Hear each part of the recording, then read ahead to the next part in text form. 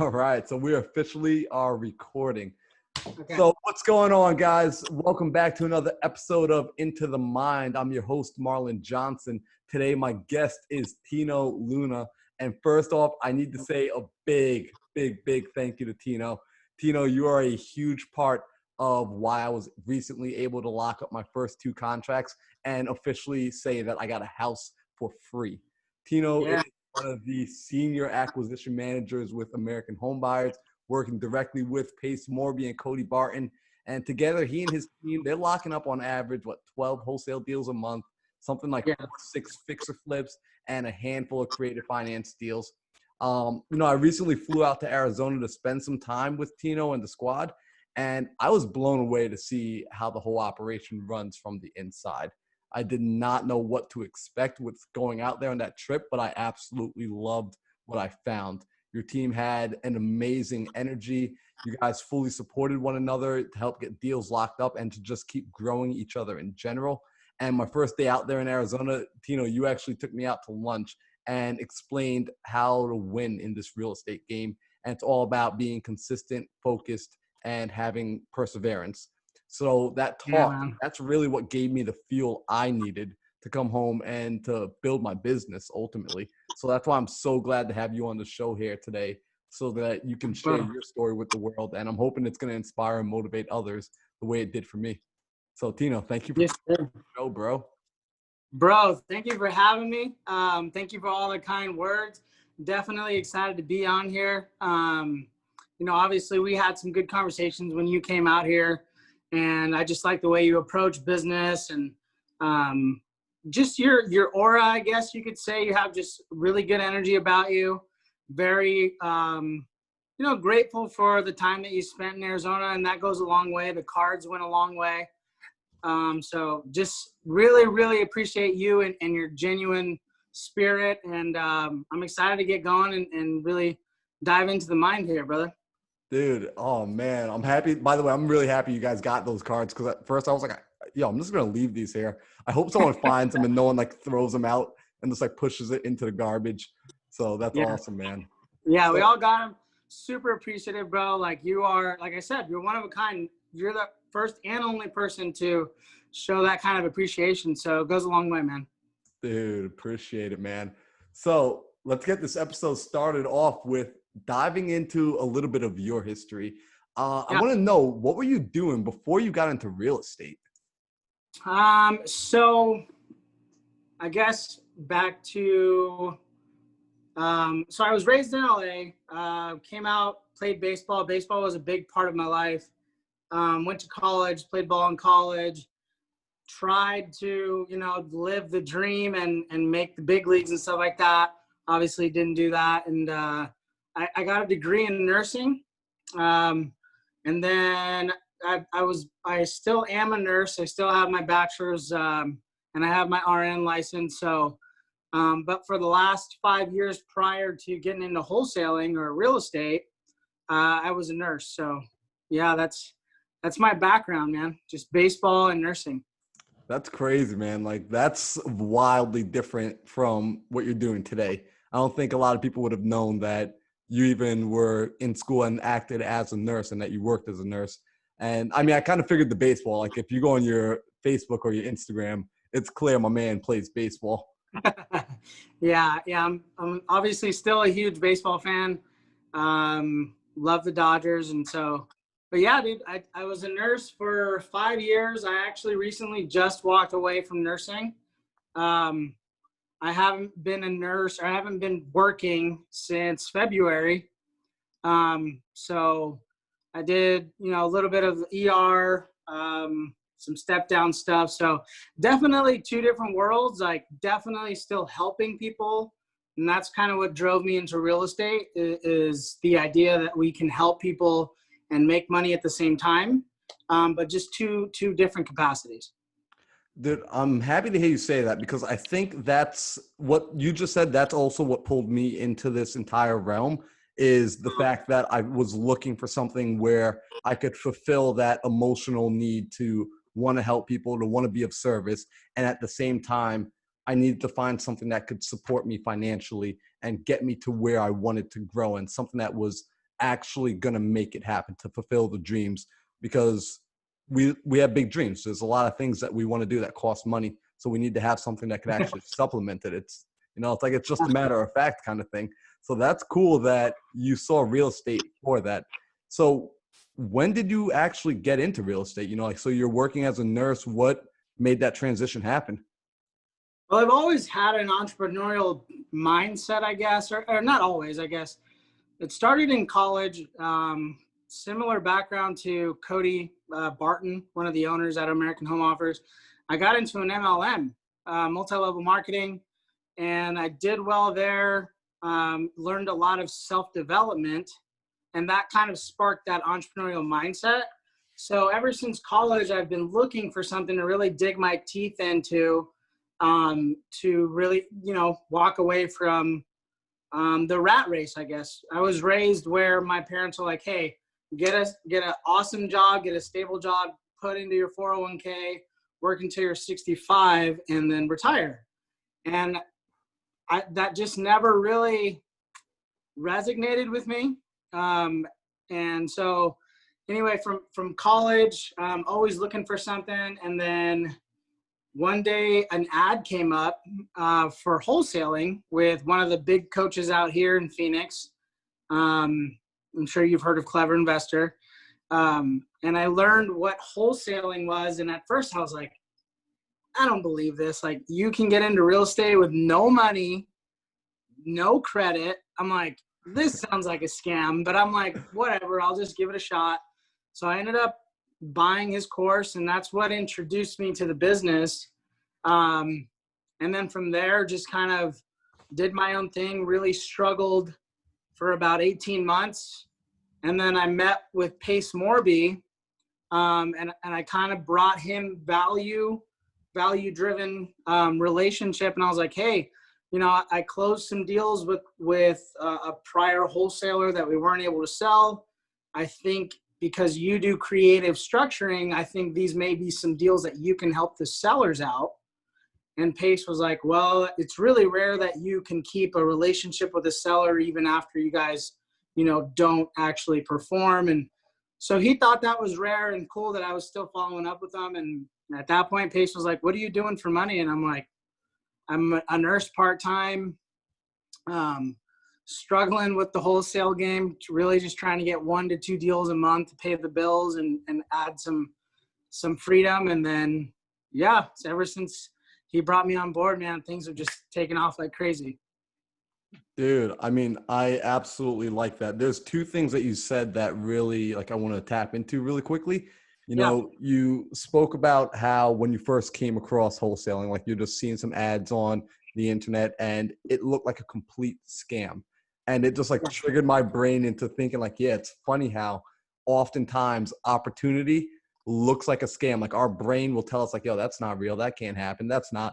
And now we work in a position, especially as guys that like to do creative finance deals, where we're calling people and we're trying to tell them like, yo, we got this opportunity to help you out. Like, we can solve your problem. And the first thing that goes through their brain is, yo, it's a scam. It's not real. But you have to be willing to take that leap of faith. And on the opposite side, you find out, okay, wow, this is real. It's possible. So that's really cool that you still took that leap of faith. You decided, yeah, whatever. You know what? Let me actually just give it a try. Let me not just knock it and say wholesaling is not real. Getting into real estate with no money and no credit isn't real. Let me actually go and test it and see. Yes. That's really cool. And I got to agree with Pace. Like, it's definitely, it shows someone's character that you can keep a relationship alive with a seller, that ultimately in that position, you basically realized you kind of have like them as a seller, they couldn't really bring you any value, at least any monetary value. Because as far as you knew, the deal was dead. There was no way to make any money off of this relationship anymore. And yet you still followed up with them. You still kept in touch with them. And something blossomed out of it, whether it was, you guys being able to close the deal later when you brought it to Pace, or just you now having a relationship with Pace because of how you nurtured these other people and he appreciated that. So that's really cool. That I think a lot of people should pick up on that, because I know a lot of times guys get it in their head that, yo, you're a tire kicker type of lead, or you're a dead lead. and they kind of just brush that person off rudely. And it's okay to move on to the next person, but remember that you're dealing with people. So you should Yeah. never at any point be disrespectful to people. Yes. Always treat people with respect and kindness, even if they can't do anything for you. Yeah, for sure.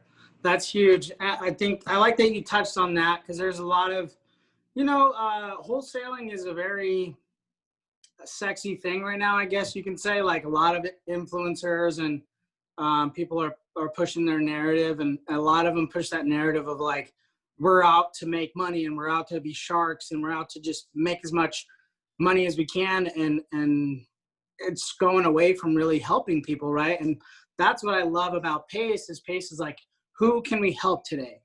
And we're always like, that's where our mindset is going into the conversation is, can I help you today? And if I can't help you today, that's totally cool. No pressure. I'm not here to be this pushy salesman, but let's have a conversation when you're closer to a decision, right? And we keep that friendly dialogue.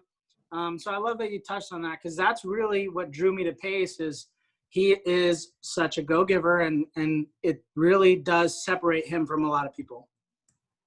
Dude, I love that. So let me ask you actually, because you do work so closely with Pace and with Cody and the other guys in the office like Nick and Rochelle, what's it like being in that atmosphere and energy? Because I know I definitely just spending my time out there with you guys, you guys like charged me up, bro. Like I'm still running on that high right now. I Like it love it, was man. good. I love it. Yeah, the energy, just like you're saying, it's huge. Like Pace in and of himself is like this. I don't really understand. I don't really like know how to explain it, but he's just like a ball of energy himself. Like wherever he goes, it's like good things just happen. It's amazing. Like he definitely is in tune with however he gets his higher power and stuff like that. But the energy really in the office is just very upbeat. Like we are competitive to a point where it's like, hey, I made 60 calls today. And Nick will be like, all right, I'm going to make 61. You know what I mean? So there's that competitive spirit, but it's also like, how can I help you? So the energy in the office it's unreal. It was unreal in the Mesa office. And now we're moving to the Lemon office, which there's a different setup. But I think the way that the Lemon office is set up is just going to really amplify that energy. And so, yeah, I'm super excited, dude. The energy is always, off the chain, just like you're saying. Dude, I love that, man, because you guys really did like feed me with that. Like when I got out there, like I said, I didn't know what I was really getting myself into getting on that plane, going out to Arizona. I was like, I don't know what I'm going to get. I don't know what I'm hoping to get. I just had a feeling that I needed to go do it. And you guys showed me like, it was just so much fun. It reminded me of when I was working in my parkour gym with my best friends, and we just were having a blast every single day. And there were days where we worked extremely hard. There were days where we like were just kind of cruising by, but always like there was always this dynamic energy, this chemistry between the individuals that showed up, where no matter what, I was excited to go to work, even if it was like a bad day. Like I was just excited to go see my homies, to go see my friends, to go in the trenches with those people again. And it Yeah. was that camaraderie and that brotherhood that just kept me coming back for as long as it did. And that was exactly what I felt when I think I said it to you guys on day one. I was like, man, like the energy was right. You guys had Nerf guns literally like hanging out. And once I saw the Nerf guns in the front desk, I was like, oh yeah, like these people know how to have fun. Yeah, you got to keep it loose, man. Because at the end of the day, just like anything else, this business does become a grind. Like there is a point where you do hear no's, for a little while, and you got to keep the energy up. Because as let's just say you come in, you make calls at 9 and you're hearing no from 9 to 12. If you don't keep that energy, your phone calls start to lag, your tonality starts to drop, and you're answering the phones like, hi, Mr. Seller, would you like an offer on your home, And so the nice thing about American Home Offers and Pace and Cody is they allow us to just be us. They allow us to be dudes that bring Nerf guns in, and you take a break and you joke around, and we do like stupid little things like we'll take a foot race outside and see who can win. Like we just keep the energy going and just keep the office as fun as possible, man. Dude, so what I like, and this is a huge reason why I have to thank you, and you just brought it up a little bit. When you're in the office, like there are days you're hearing no nonstop. And for me, on the outside, I looked at you guys. I'm like, all right, this is a well-oiled machine. You guys got Pace, you guys got Cody, you got Tino, you got Nick. Like, you guys know what you're doing. You guys have deals under your belt. So in my mind, and I'm sure a lot of other people feel like this, you guys are just closing deals every single moment. Every time you get on the phone, it's just another deal closed, another deal closed. And that first day I was in there, I straight up, like, I listened to your guys' calls all day. And that entire day, it was just, you guys heard no after no after no for the entire day. And for me, it made everything so real. I was like, okay, these guys hear no. Like, it's not something that's wrong with me. This is just the name of the game. This is, like, you just got to be persistent. You got to keep going. You got to stay following up, and you got to not allow anything to knock you off that horse. So, like, it was really, really powerful and insightful to see that, guys like yourselves, where we would put you on a pedestal, are also receiving the same sort of treatment that we're receiving from the sellers, but you keep going. And that's the difference maker. Yeah, for sure.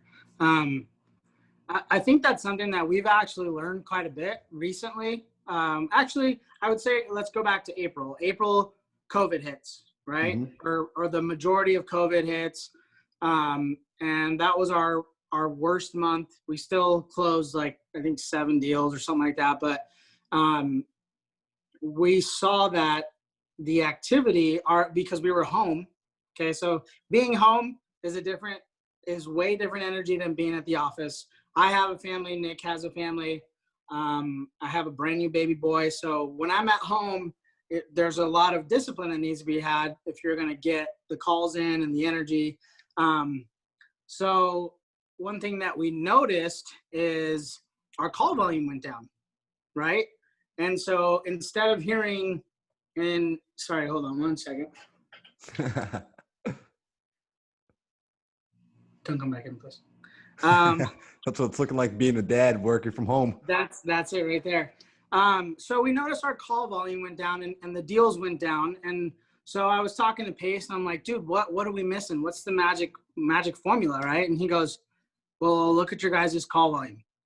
How many calls are you guys making a day? And I'm ashamed to say that our goal as a company for junior acquisition guys and acquisition guys, once we're in Podio, is 60 to 80 calls a day. 60 is pretty much minimum.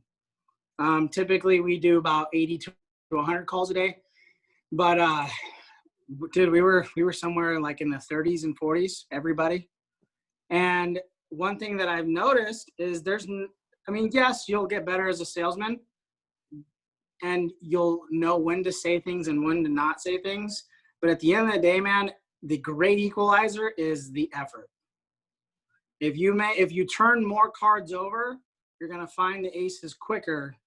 And so that's one thing I've learned is just, you got to do the work, man. There's no magic formula or potion. It's just putting in the hours, putting in the calls. Dude, I love it, man. That was something that Pace literally, like, when I was hanging out with him, he turned around in the car and looked at me, and, like, he pretty much said that word for word. It was just like, yo, you want to know the secret, man? You want to know the secret formula for real? You just got to put in the work, bro. He was like, just every day, you just got to show up and you just got to put in more work. And you look at anyone that we admire, look at guys like Kobe Bryant, LeBron James, Michael Jordan, like, they're just animals. They just put in the work. That's all it was. And then once again, like, that's what you taught me as well. Because when you told me your story about your first deal, right? Can you tell everyone how long it took before you closed on your first deal? So from start to my first payday, it took me 18 months of pounding the ground to get paid from a wholesale deal, man. 18 months. Yep. And I was worried because I was just like, yo, I'm 6 months in and, like, nothing's happened, man. Like, and I'm like, dude, is there something wrong with me? Should I stop? Should I go find something else? Should I just start going on, like, Indeed? Like, yo, should I just start looking for a new job, man? Like, maybe I could call my old job up, like, get that back. And then you told me 18 months. And I was just like, I'm not quitting. This isn't over until I win. And it gave me everything I needed to keep going. And it's like you said, it's just putting in that hard work, keep turning the cards over. Eventually you find the aces, you know? Yep. So it's really like, once again, it's inspiring, man. So let me ask you, you do talk to a lot of sellers now. You know, it's not April anymore. You guys are back up with your call volume, doing 60 calls minimum. You're hopping on the phone, really 80 to 100 on good days, on average days. With your calling, are you following a script or is it free flowing? Like, what's that look like nowadays? 'Cause I know a lot of people are obsessed with like, yo, can I see your script? Can I see your script? Like, Yeah. So one thing that's huge for us as a company, I mean, we do have scripts, don't get me wrong. Like we have a baseline, but it's similar to the way you have questions to lead the podcast. We just have bullet points that if we start getting off into tangents, it'll kick us back on the sales process line, right? So we do have a script. We recently kind of changed up the script, if you will, last month. We weren't creating enough urgency with our sellers. And so I had a conversation with Pace, and Pace is like, okay, well, why don't we try this? And so that is the one time that we did take down a script. But for the most part, we're pretty free flowing, man. Like, I don't know, I'm sure you know of TTP, but we follow the 4 pillars. So timeline, motivation, price, and condition.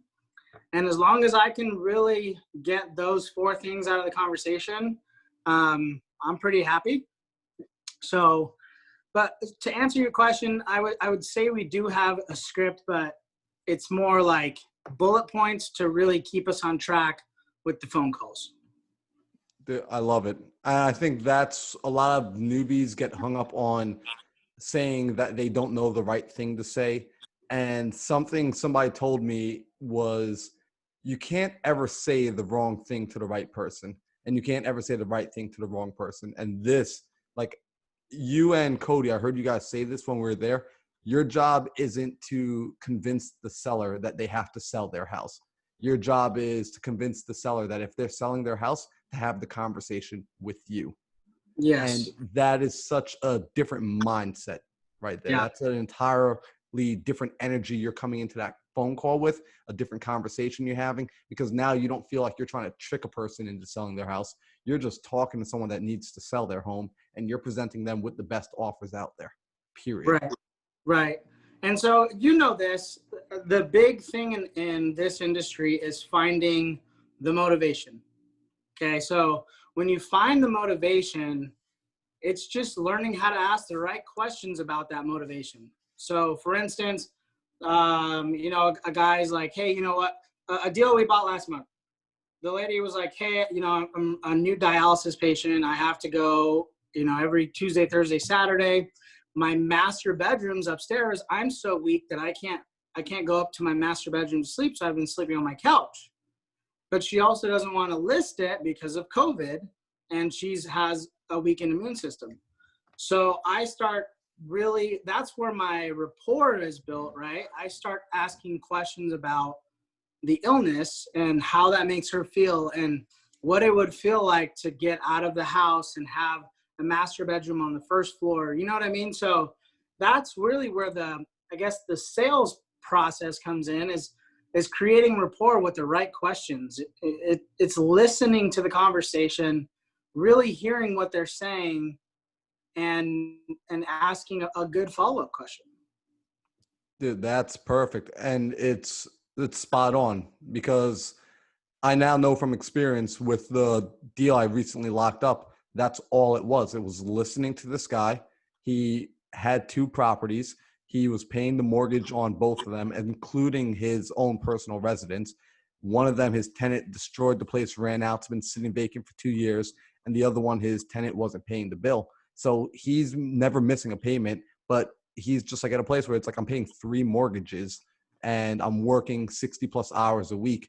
And I explained to him, like, well, I just listened and I said, well, you know, how would it feel to not have to make those payments anymore? Because you're not making any money there. All the money you're earning.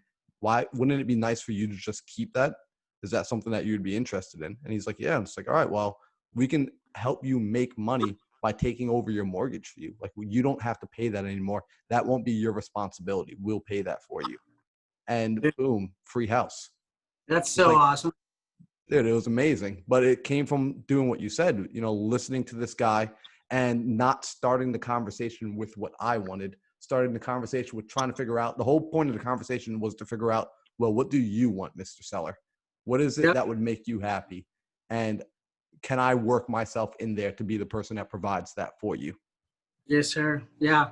That's the biggest thing. Solve more problems, and we get rewarded with more profit, right? So sometimes the hardest deals, we have to solve a ton of issues, but typically those are the ones where we make a good payday on. So let me ask you, actually, speaking of hardest deals, because this was one of the questions I had for you. What's one of the weirdest, hardest deals that you've had to kind of conquer, that you figured out, or that you guys worked on? Bro, so this is actually prior to even working with Pace. It's still my toughest deal ever, period. So prior to Pace, Jeff Dwyer, he's actually head of disposition for Pace now. Jeff and I kind of partnered up or squatted up, if you will. He had a bunch of leads that he needed help converting, and I am a salesman. And so I was like, okay, let's work together and let's work on this deal. So anyway, it was a property where it's a burned property. So we have no idea how to go about this. We lock up the deal. We're getting ready to sign, and two huge things happen. Okay, so the seller, we're calling him on signing day. He's not answering. And so we call his girlfriend, and he goes, hey, he's been taken to jail. It's a really sad situation. He ended up physically assaulting the girl and his son. He ended up going to jail. And so, obviously we feel terrible, but we're also still trying to push the deal forward. And so we're trying to help her out too, because she's going to make some money out of this. And so the guy ended up going to jail.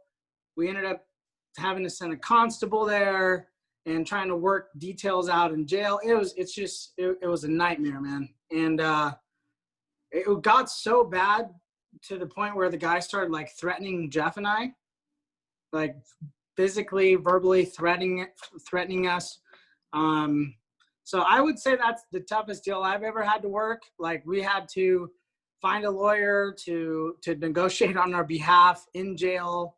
And then we're trying to still close on a guy that's basically threatening to take our lives. It's the worst deal I've ever come across, but it's definitely a learning experience, because that's when Jeff and I were on our own.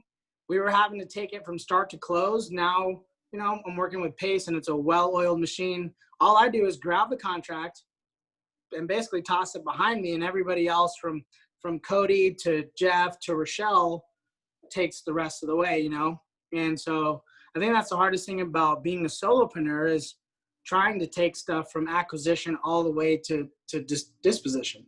So yeah, man, that's probably the craziest deal I've had. That's insane, man. I had no clue, but like, it resonates, because I'm still right now working with, honestly, like, I'm working with a woman where this isn't even going to be a deal at this point, because the foreclosure judgment has already been passed on her property. But it was a situation where she got into some predatory lending, like clear as day predatory lending, man. Wow. And it's just me continuing to work with her, to show up to her, answer her calls. I was actually at her place last night, helping her write out a letter, because she wants to bring her story to the news so that things like this don't happen again. Because it was, dude, like, when I say predatory lending, I mean, like, she needed a loan to help pay for her daughter to go to college. And she, like, trusted a friend. They brought her to a hard money guy, and no hard money lender should be giving you a loan against your house to send your daughter to college. None. Yeah. Like, that's Yeah. just, and then you look at the way they set things up, and they use the loan money to pay the points and all that good stuff. But like you said, by going through it and sitting and working with her, I'm learning so much more, because she's explaining so many different things to me. And Yeah. now I'm like, wow, okay, this is actually allowing me to become way more useful and way more helpful for the next person I find who might potentially be entering her situation.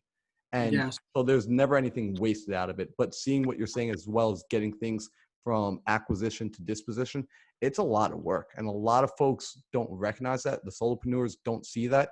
And they're so focused on get the contract, get the contract, get the contract, but they never built out any of the back end. Meanwhile, even with getting the contract, their contracts are usually pretty garbage. So like Yeah. those are also like halfway undone. So it's just like you're sitting in like a really rinky-dink boat and the wave is coming and you have no clue what to do. So it's like having a team around you, squatting up with the team makes a difference. Like I started using your guys' acquisitions manager, Michelle, and she's making this just insanely easy where I'm like, oh my gosh, like I could do this on my own, but why would I want to? Like, why Right. not let her continue to do this part and I could go get good at doing the part I'm good at doing? Dude, she's amazing. Like so I always try and text her and tell her I appreciate her like crazy.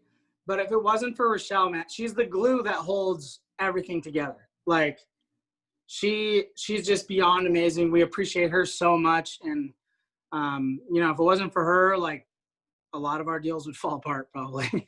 Dude, Rochelle is, yeah, she's on point, man. Like I absolutely love her. Like she's seriously, I'm happy that you guys continue to show your appreciation towards her. And like I literally wrote like on one of my boards of like what I want. I was like, I want a Rochelle. Like I want a Rochelle because she's so awesome, dude. She's amazing. Dude, all right. So that's the stuff that's all about the business, which I really love. Now, what I want to dive deeply into is the mindset, right? Cool. So I know when we went to lunch that first day out in Arizona, you were telling me a bit about how when you started to really pursue like network marketing and entrepreneurship and investments and real estate, that your circle of friends began to change, like your personal relationships, your intimate relationships, all that stuff started to change. What was that like? That was tough. I do still have a few friends from prior to my entrepreneurial journey, I guess you could say, but it was really tough because so in network marketing, you do surround yourself with a lot of go-getters, a lot of people that have the same mentality. But let's change that to when I started getting into real estate, right? I get into real estate and I'm getting pushback from my parents, a lot of my close friends. And it was tough, but I knew from reading books and self-development that if I was getting pushback, I knew I was on the right path. Does that make sense? So yeah, it was tough, but you keep on it and you keep doing it. And now 2 years later, the same people that were giving me that pushback and telling me that this is a waste of time and this and that are reaching out and they're asking me, hey, how did you do it? Can you help me do it? Right? So the things do change. Yeah, it's funny how that happens. It's like I tell people like this funny story of like when I was younger, I used to skateboard and I lived in a predominantly black neighborhood. Kids didn't skateboard back then. Black kids didn't skateboard back then, right? Like this is Yeah. pre Little Wayne getting on a skateboard. Like maybe the only skater we had out there that represented the community was like Lupe Fiasco, like the only one that was like mainstream that made skateboarding somewhat acceptable, but he wasn't even like popular like that back then. Yeah. So I'm riding my skateboard around the neighborhood and the kids are telling me like, yo, we don't do that. Black kids don't do that. And like, I literally got jumped for skateboarding and I hated it, man. Like I hated being in my community with like my hobby because it was what I loved doing. So like I would have to run away and go into other neighborhoods just so I could do this thing that I enjoyed doing. Years Yes. go by and I'm like now in high school and all those same guys that used to pick on me, tell me I was a loser, tell me I was weird, that we don't do this kind of stuff, started asking me like, yo, can you teach me how to skateboard? Yo, can you show me how to do that trick? And in my mind, I was like, yo, don't you remember how much you used to like rag on me for this? Like you guys made me feel terrible. Yes. It's like it showed me at a very young age, okay, you know what? If you stick to what's true to you, people come around eventually. So don't worry about trying to please anybody else. Just work on if you got a gut feeling and you know what's right for you, stick with it, go through, do it. And ultimately the right people will come back to you. And the people that weren't the right people, they'll try and flock to it later. Yeah. Yeah. 100%. I'm glad you said that because I'm a big believer in trusting your intuition.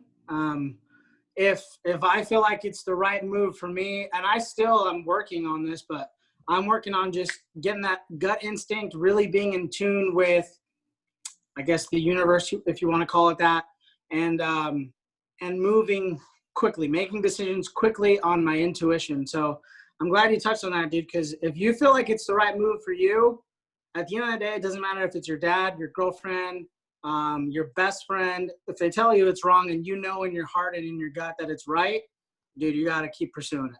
Dude, I love it. Like, I know you can't really read what's on my board here because like everything's backwards and kind of small. But one of the things I have written up there says gamble on your feelings. So if you Yep. got that gut feeling, go with it. Like bet on that every single time. Because even if it doesn't seem like it's right in the immediate feedback that it gives you, long term, your gut feeling, your instincts never, ever, ever are wrong. Ever. I Just know. hasn't ever been, it won't ever be. So Yes. I love that, man. So, earlier we noticed like you had a little interruption. The door opened up because you Yeah. are married. You, like you said, you have two beautiful children now. Yeah.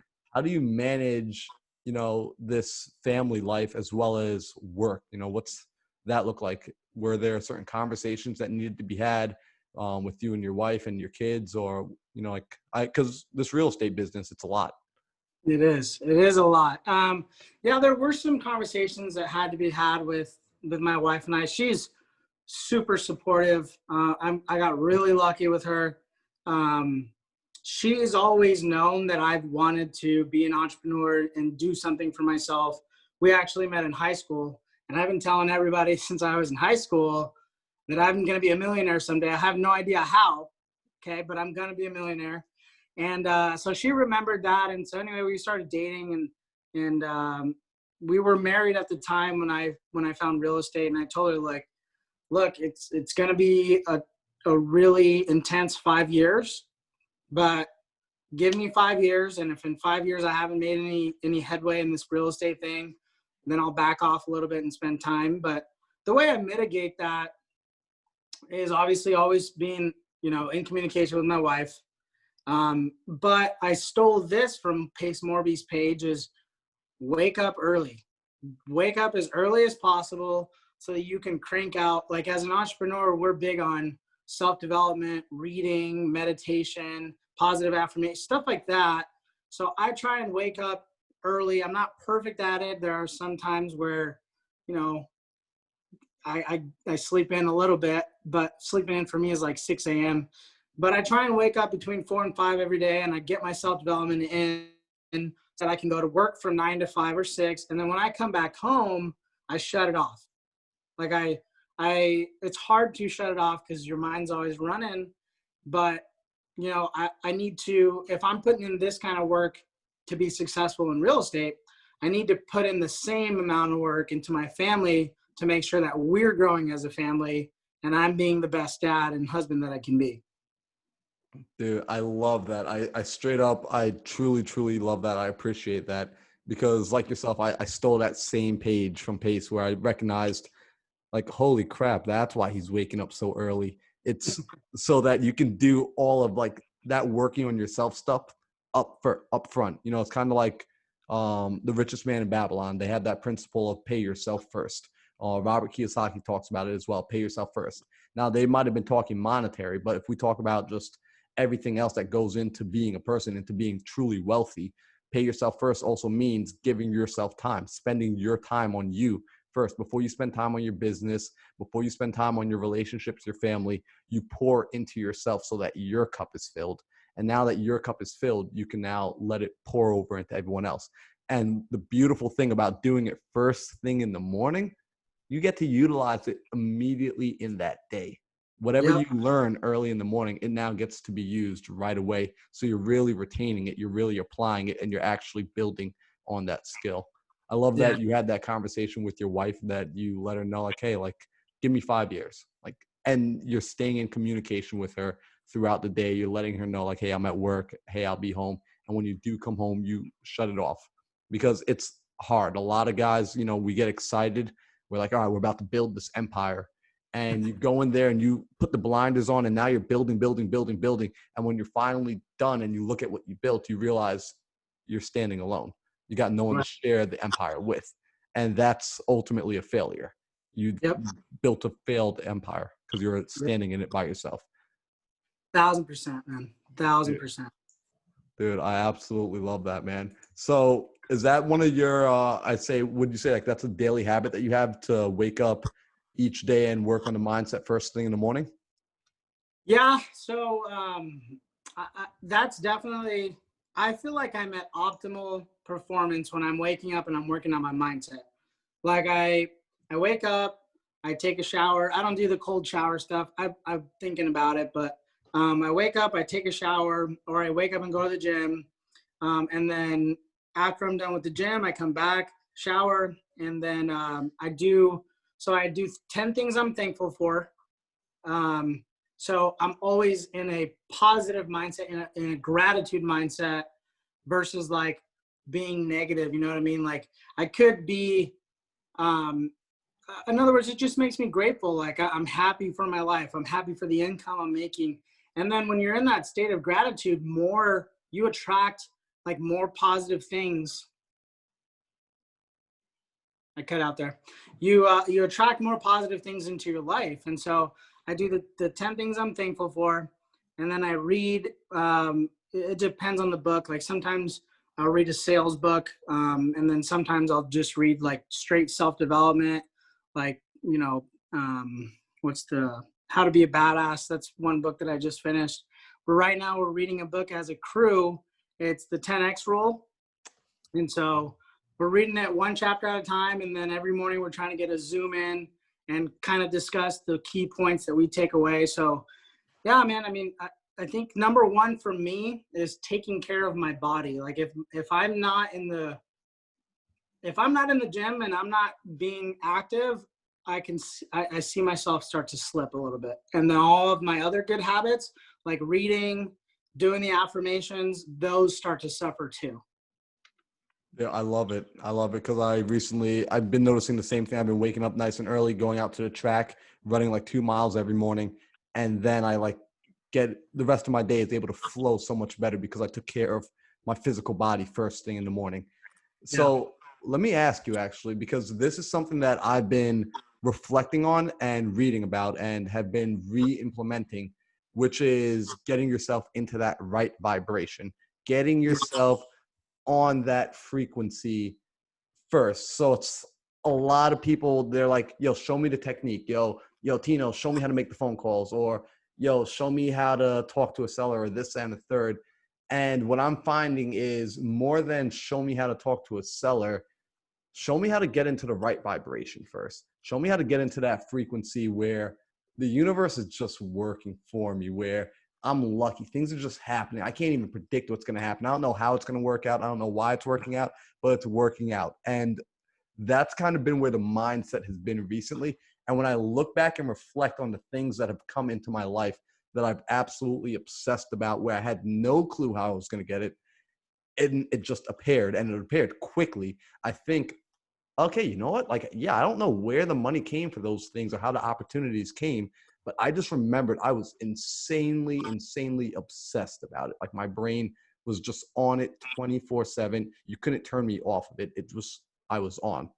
So is that something that you find to be true in your life as well, where it's just getting into that frequency is almost more important than figuring out the actual know-how or the how to make it happen?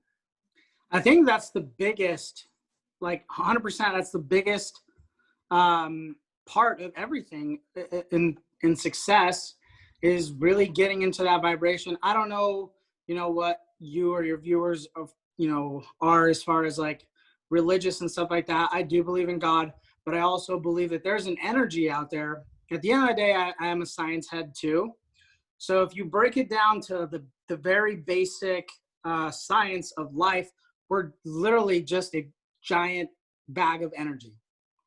And so if you don't have that right energy, you're not going to attract the right energy back, right? So I think being grateful, it gets you in the right vibration. There was this thing, I forgot what book it was, but it's similar to a radio station, right? If you want to listen to hip hop, okay, and let's just say hip hop is on 98.3, but you're on 96.7, you're never going to listen to that hip hop, right? You're never going to get to that frequency. So if let's just say your best life is at radio station 98.3, but you're always at 96.7, that great life is out there. You just have to raise your frequency to get to there and match it, right?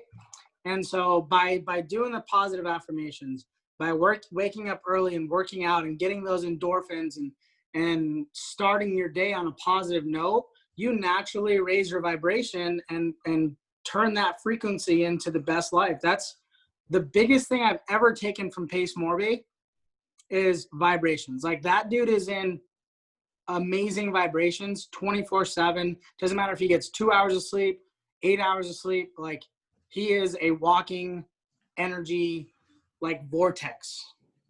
Dude, you have no idea how in line like us having this conversation right now is even like just in the grand scheme of things. So I'm absolutely ridiculously happy that we're having this conversation right now. Anybody that just listened to that, I want you to like seriously pause, rewind the last 5 minutes and listen to it again. And then after you listen to it a second time, rewind and listen to it a third time until it really sinks in and you're like, why does Marlon want me to keep re-listening to this? It's Yes. that important. It's seriously that important. Yo, so Tino, dude, that's insane, man. I'm happy you said that. Yeah, dude. I mean, there's a ton of documentaries and stuff like that out there. Like, the original vibration frequency stuff was The Secret that came out like 20 years ago. But it's guys, it's pretty much just science. Like, when you are in a positive mindset, you're putting off good vibrations, you become a magnet to those same vibrations. So I think that's the biggest thing. And I can feel myself, right? I can feel, like, let's just say I wake up at 6 a.m. versus 5 a.m. There are some times when I catch myself waking up and I'm upset that I woke up at 6, and I'm like, okay, Tino, snap out of it. You woke up at 6, but if you go down this path, you're going to have negative vibrations all day. And then one thing leads to another. I'm sure you've seen this where you're like, oh, everything's going bad. Nothing can go right. And then all of a sudden you get a flat tire and then you're late for work. And then, so yeah, man, I think that's the biggest thing is just getting in the right mindset and producing that top level frequency. Dude, I literally like I have a story of when I was like, I remember there was a time where the frequency was so high for such an extended period of time. I didn't see a red light, like driving in traffic. I didn't see a red light for like a week straight. I kid you not. Like, Yes. when I was driving, bro, it was just the weirdest thing. And I was just like, yo, I'm really just like the green lights are there everywhere. It's like Bruce Almighty level, like green lights all the way through. But I recognized, I was like, yo, no, I'm just really tuned in right now. And everything is just working for me. Like, it's just working. So a part of your job as a creator of your own life is to get yourself on that frequency and then go after what you want. Yep. So, dude, I really appreciate this time. So I have 2 final questions for you that I ask all of my guests when they come on the show. Okay. All right. So first question, I want you to give me, I know you do a lot of reading.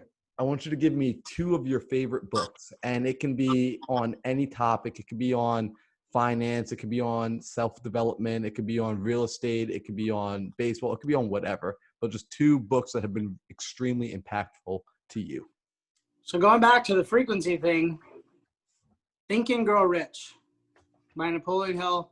I mean, I said Secret was the original, but Think and Grow Rich is probably going way back to, the founding, or, what is the men who founded America, Vanderbilt and all those guys. They were on this energy vibration wave way before anybody else was, and way before they understood really what it was about. But Think and Grow Rich is one. That's probably the biggest mindset / self-development book. And then the other sales book is Never Split the Difference. The day that I read that, dude, the day that I finished that, I feel like my career just took a whole different thing. Like, legitimately. It's amazing. It's probably the best book, sales book I can never read. Wow. Dude, that's insane. That's a great recommendation. I know a lot of people are going to be like, I'm picking up Never Split the Difference right now. Dude, like Dude, that's Chris Voss, man. Like that book was insane. I agree. Like I sat yeah, down and read through it. Like if you want to understand like the human psyche and how humans negotiate, you need to pick that book up. Whether or not you're going to be in sales or you just want to work on your relationships with people or just being able to communicate with people and ultimately get what you want. Like yeah, Never Split the Difference is the book to read. big time, yeah. And people don't. I mean, even if you're not in sales, every day you're in a sale, right? Like whether it's you want to meet the girl that you hopefully you can date, that's pretty much you're selling yourself, right? So anyway, never split the difference will help really get into the psyche of that interaction. And I'm telling you, man, it's the like number one book I've ever read. It changed my whole life. Dude, I love that. Those are some good recommendations, man. So people pick up Think and Grow Rich, Napoleon Hill, and Never Split the Difference, Chris Voss. So now, Tino, final question. And this one is my absolute favorite question. I seriously love it. I honestly think one day Shireen gave me an idea to make a book out of people's answers for this question, which I Yeah, like. dude. So I want you to imagine one morning you wake up, like so tomorrow, you wake up, you have no memory of anything. You don't remember your name. You don't remember who you are. You don't remember what you've done, any of the technical skills, any of the books you've read, nothing. You're a blank slate. You don't even remember the relationships you've built up until now. But Okay. you were able to retain one piece of wisdom that you know for certain to be true. Like you're not going to question why you know it's true. No one could convince you that like it's fake. Like you just have this bit of knowledge in your head and you're running with it. You're working with it and you're just accepting it. What would you want that one bit of wisdom to be? Dude, that's a really good question and a really hard question. Um, the one bit of wisdom that I would wake up with, this is probably my motto in life, is just, I guess it would be fail forward. Like that is probably the one thing that has got me to where I'm at and hopefully will get me to where I want to be. Is I've never been afraid to just go and do things. You know what I mean? Like, um, whether that means, make a call to a seller that is a tough seller, get on, make a call in front of students. Sometimes when I first started doing that with Pace, that made me nervous. But I think once you fail forward, learning from the experience is only going to make you 10 times better. So yeah, I think that'd be my one bit of wisdom, is just go and do and fail forward.